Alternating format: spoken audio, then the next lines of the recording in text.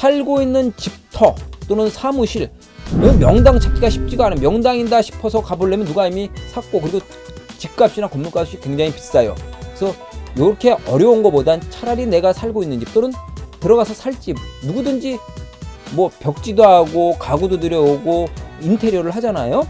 그래서 인테리어, 풍수 인테리어, 요거는 비록 명당이 아니더라도 명당 역할을 할 수 있게끔 할 수 있고, 명당이면 더 좋게 할 수 있고, 이런 장점이 있습니다. 사실은 풍수 인테리어가 옛날로 치면 비보라고 보시면 돼요. 비보라는 것은 풍수적으로 명당에 결함이 있을 때 그것을 보호해 줄 수 있는, 막아 줄 수 있는 그런 것들을 비보라고 하거든요. 하나의 예를 들면 광화문 앞에 보면 해태가 2마리가 있습니다. 이 해태는 왜 만들었냐면, 한강 너머 관악산이 풍수지형으로 보게 되면 불이 나는 화산이라고 합니다. 불화자수 화산. 그래서 경복궁이 그래서 그런지 불이 굉장히 많이 났다고 해요. 그것을 대안 삼아서 해태는 불을 잡아먹는 그런 상상성의 동물인데, 그 2마리를 거기다 딱 놓은 거예요. 이런 게 바로 풍수적인 그 아킬레스건을 보호해 줄 수 있는 비보. 더 쉽게 얘기하면 부적이나 마찬가지인 거죠.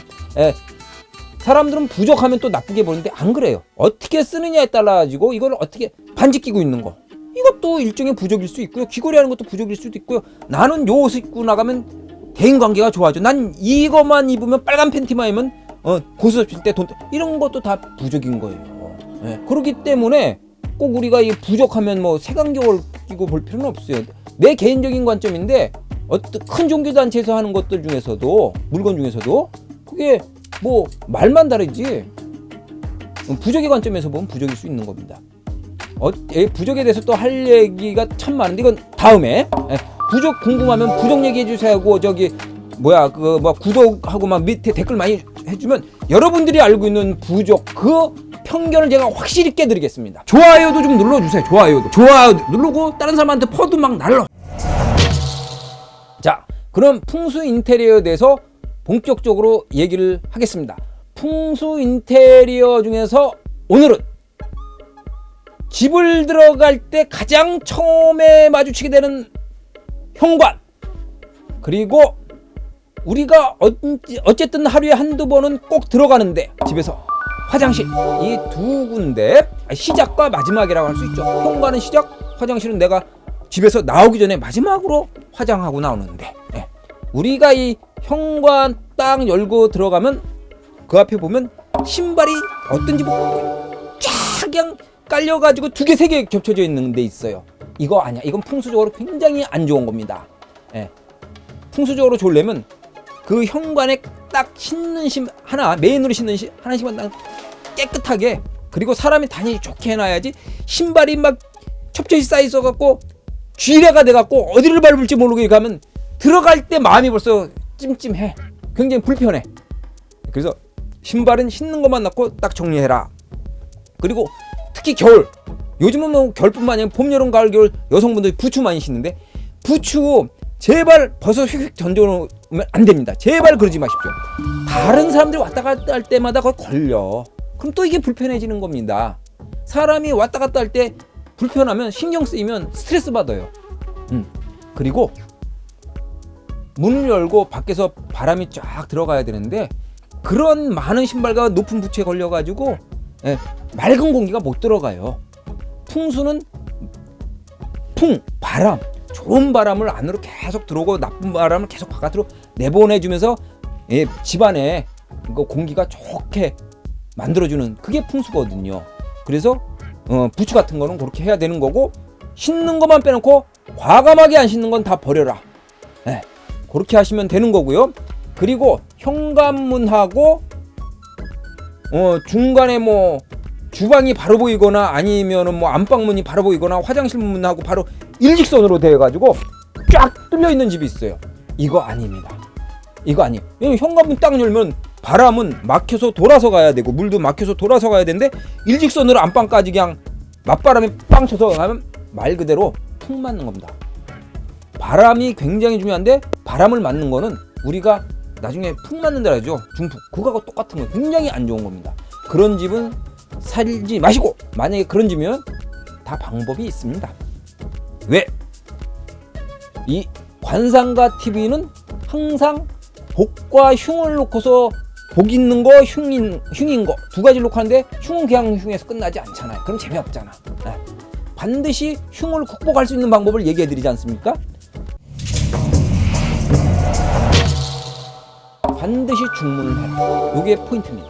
중문을 하게 되면은 딱 현관을 열었을 때 안방문하고 일직선으로 통하지도 않고, 그리고 한 번 바람이 중문에 거쳐가지고 중문을 열면 멈췄다가 다시 들어가는 그런 작용도 있고, 현관에 신발들을 많이 벗어놓는데 거기에서 나오는 그 냄새와 세균들이 바로 들어가지 않게 되는 그런 장점들이 있어서 돈 아끼지 마시고 꼭 중문을 하셔라, 이렇게 말씀을 드리겠습니다.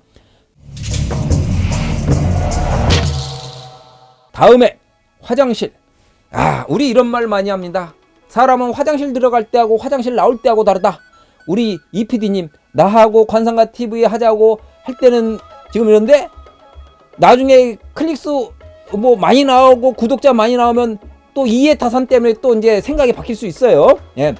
아예 이거 지금 문서는 아니면 이게 영상으로 이거 남겨놓는 겁니다. 어쨌든 이 화장실, 우리는 싫든 좋든 뭐 화장실에 하루에 한두 번은 갑니다. 배설한 거를 배설 때문에 가기도 하지만 세수도 해야 되고 양치질도 해야 되고 가야 됩니다. 화장실에 물이 참 많아요.